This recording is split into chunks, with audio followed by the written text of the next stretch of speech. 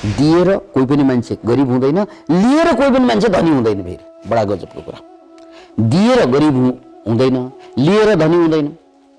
किनकि नेपालले जति दान लिएको देश कोही होला। मेरो आत्मसम्मान चुलेपछि ममा पावर कम हुन्छ कि बढी हुन्छ?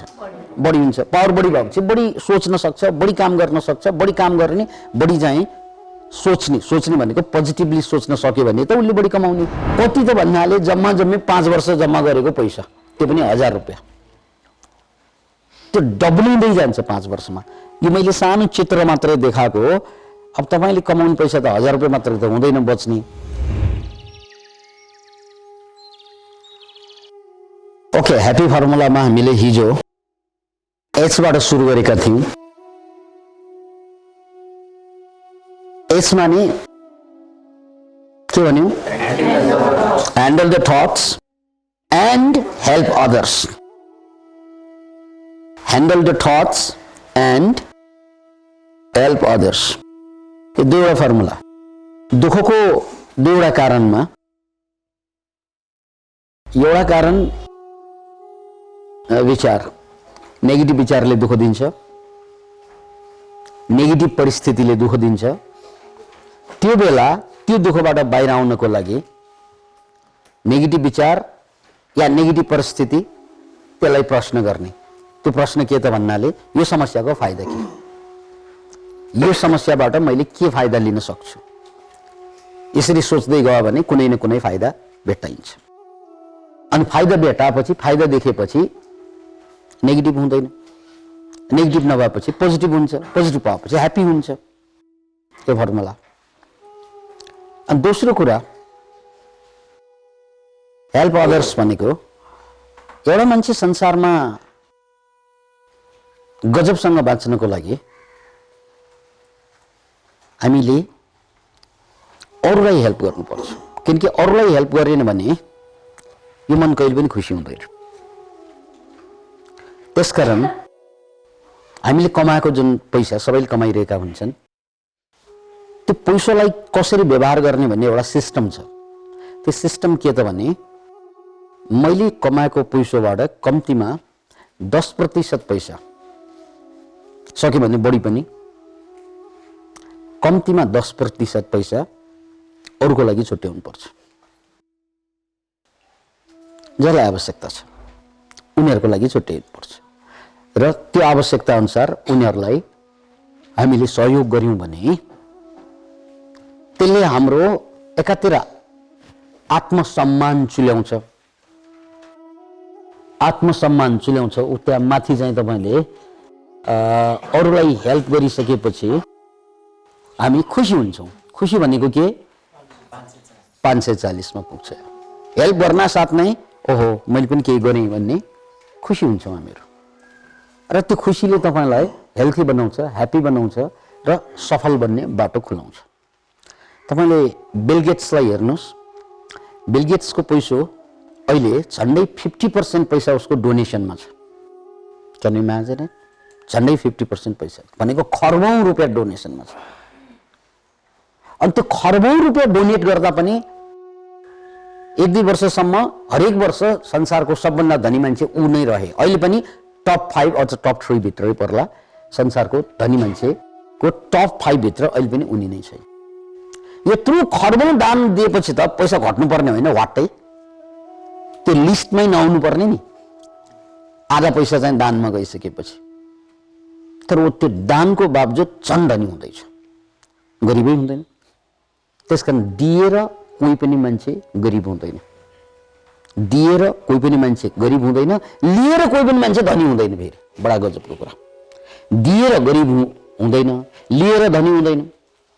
किनकि नेपालले जति दान लिएको देश कोही होला? यत्रो दानै दान पञ्चायत कालदेखि दान ल्याएको छ। अहिले पनि लिइरहेको छ देश चाहिँ झन्झन भड्खालोमा। त्यसकारण दान लिएर त मान्छे धनी हुँदैन, देशै पनि धनी भएन। तर दिएर कोही पनि गरिब हुँदैन। जसरी हामीलाई सघाउने जापान, हामीलाई सघाउने चाइना, बेला बेला इन्डिया, बेला बेला अमेरिका, उनीहरू कहिले गरिब भएन।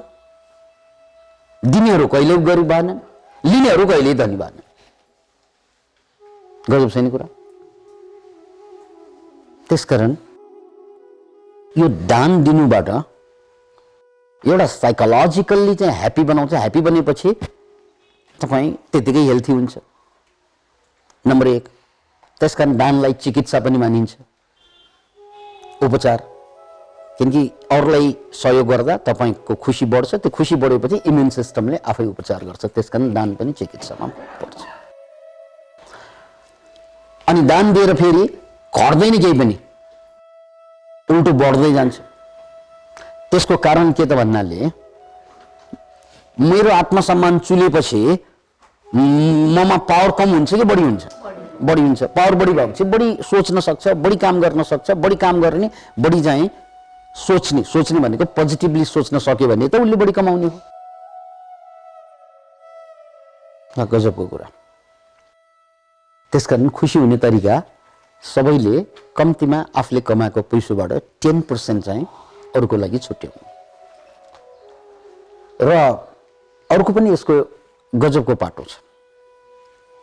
हामीले 10% अरूलाई, कमाएको पैसाबाट जहिले पनि 10% फेरि आफूलाई चाहिँ छुट्याउनु पर्छ। आफूलाई पर्सनल्ली। यो दुई कुरा राम्ररी बुझ्नुहोस्।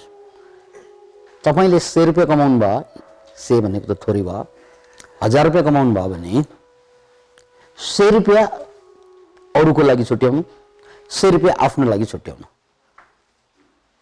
अनि त्यो 100 रुपियाँ अरूको लागि छुट्याएको 100 रुपियाँ त त्यो दानमा जाने भयो। आफ्नो लागि छुट्याएको जुन 100 रुपियाँ हो, त्यो 100 रुपियाँ कम्पाउन्ड इन्ट्रेस्ट आउने खातामा जम्मा गर्ने। कम्पाउन्ड इन्ट्रेस्ट पनि थाहा छ कि छैन? चक्रवृद्धि ब्याज थाहा छ छैन? चक्रवृद्धि ब्याज भने कति पर्सेन्टलाई भनिन्छ? Anybody knows?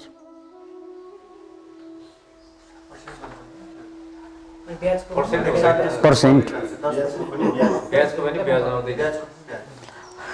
Okay. Compound interest आउने कुनै खाताहरू, कुनै फन्डहरू, जस्तै म्युचुअल फन्ड भन्ने हुन्छ अमेरिकातिर, नेपालमा पनि छ के अरे। त्यहाँ लगेर तपाईँले 10% चाहिँ हरेक महिना जम्मा गर्नुभयो भने, जस्तै अहिले सबभन्दा बढी ब्याज कति पर्सेन्ट पाइन्छ यो फाइनेन्सबाट? फाइनेन्स होइन कि ब्याङ्कबाट त कम पाइन्छ। त्यहाँभन्दा बेसी सहकारीमा कति आउँछ? त्यत्रो आउँछ। एकछिन त्यहाँ नआउनेहरूलाई अनुभव नभएको होला, त्यस्तो पनि होला। फिक्समा दिन्छ है। यहाँ शान्तपूर्वक सुन्नुहोस्, तपाईँले खोज्नुहोस्। यदि तपाईँको ब्याज 15% को सेयर फेयरमा छ भने त्यो तपाईँको भविष्यको लागि त्यो करोडौं करोड पैसा बन्न जान्छ। करोडौं करोड पैसा तपाईँको 10% जम्मा गरेको कुरा पनि। किनकि संसारको सबभन्दा ठुलो जादु भनिन्छ कि कम्पाउन्ड इन्ट्रेस्टलाई। किनकि तपाईँको पैसा 15% ब्याज आउने फन्ड भेटाउनु भयो भने 5 वर्षमा पैसा डब्लिन्छ। 5 वर्षमा भनौँ अहिले तपाईँले महिनाको 1000 जम्मा गरे पनि 12000 भयो होइन? 5 वर्षमा 60000 भयो होइन? उदाहरण। त्यो 60000 डब्लिन्छ। त्यो 5 वर्षमा कति भयो? 120। 5 वर्षमा 10 वर्षमा 2,40,000। 15 वर्षमा 4,80,000। 20 वर्षमा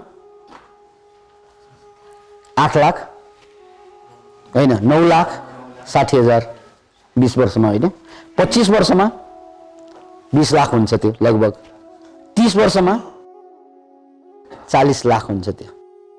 कति त भन्नाले जम्मा जम्मी 5 वर्ष जम्मा गरेको पैसा, त्यो पनि 1000 रुपियाँ, त्यो डब्लिँदै जान्छ 5 वर्षमा।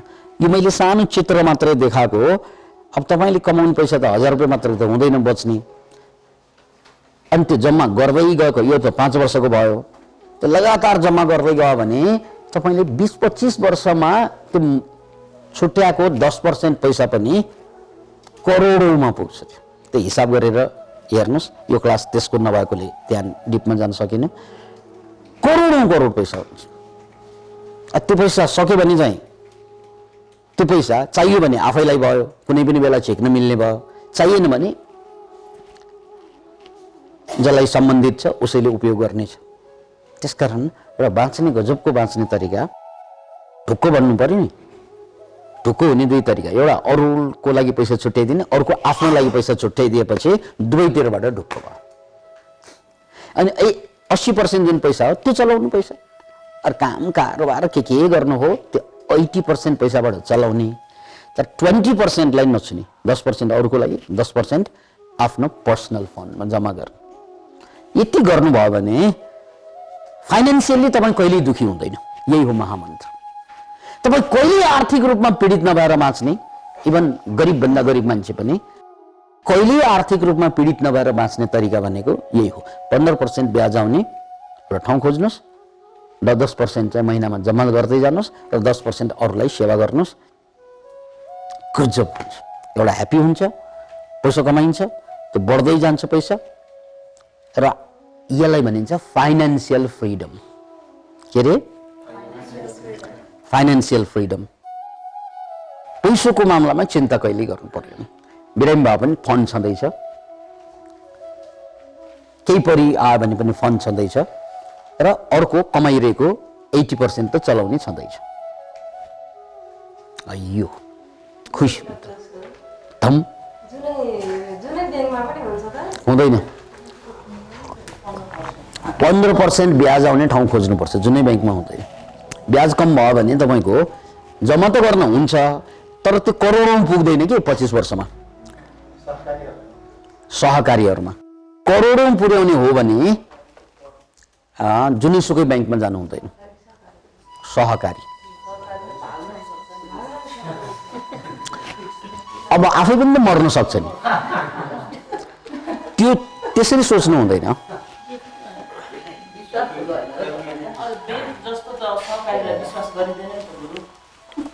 अब तपाईँले जम्मा फाल्ने 10% फाल्नलाई कति विचार गरिरहे। त्यो सबै पैसा लगेर जम्मा गर्नलाई त ब्याङ्कै हो, त्यसलाई त ब्याङ्कै हो। तर यहाँ त 10% निकाल्ने हो है। तपाईँले महिनाको 10,000 कमाउनुहुन्छ भने 1,000 निकाल्ने हो, अथवा तपाईँले महिनाको चाहिँ 50,000 को कारोबार गर्नुहुन्छ भने 5,000 निकाल्ने हो। त्यो 5,000 फाल्नलाई धेरै सोच्नु पर्दैन, राइट? किनकि सबै पैसा राख्नलाई त यो मिल्दैन। फेरि सबै पैसा राख्ने ब्याङ्कमै हो। यदि सबै धेरै पैसा कारोबार गर्नु पर्यो भने यो त माया मारेको पैसा हो। भागे पनि खानेको कल्याण त भयो भनेर खुसी हुन्छ। पूर्व जन्मको ऋण तिरियो भनेर बस्नेको छ। ओके, मैले भनेको यो सबै पैसा ब्याङ्क सहकारीमा राख्नु हुँदैन। यो राख्ने भनेको 10% मात्रै। अरू क्वेसन छ यसमा? त्यो बाहुन बाजेको कथा सुन्ने जस्तै बस्छ है। यसको मतलब तपाईँहरू यो गर्न उत्सुकै देखिँदैन क्या। यत्रो कुरा भनिरहेको हुन्छु, प्रश्नै छैनको मतलब चाहिँ ठिकै छ, गर्ने केही होइन।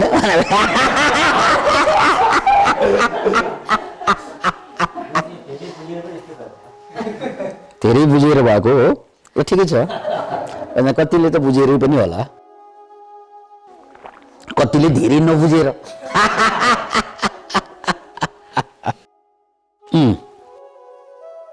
ल, खुसी हुने पहिलो सूत्र त्यही हो, handle the thoughts, help others. त्यसमा हेल्प अदर्स भनेको पैसाबाट हेल्प गर्ने हो र आफूलाई पनि हेल्प गर्नुपर्छ। फेरि हेल्प भन्नासाथ अरूलाई मात्र होइन, आफूलाई पनि हेल्प। फाइनेन्सियल्ली तपाईँ जहिले पनि चाहिँ कचकचमा बाँचिएको हुन्छ कि मान्छे, तेरि पैसा पैसा पैसा, किनकि संसार त पैसामा चल्छ। अनि त्यस कारण त्यो पैसा औबाट चाहिँ त्यो पैसा पायो कि जहाँबाट झिके पनि ब्याङ्कमा लगेर राख्दिनु, जहाँबाट झिके पनि हुन्छ जम्मा गरिदिनु कहाँ? सहकारीमा।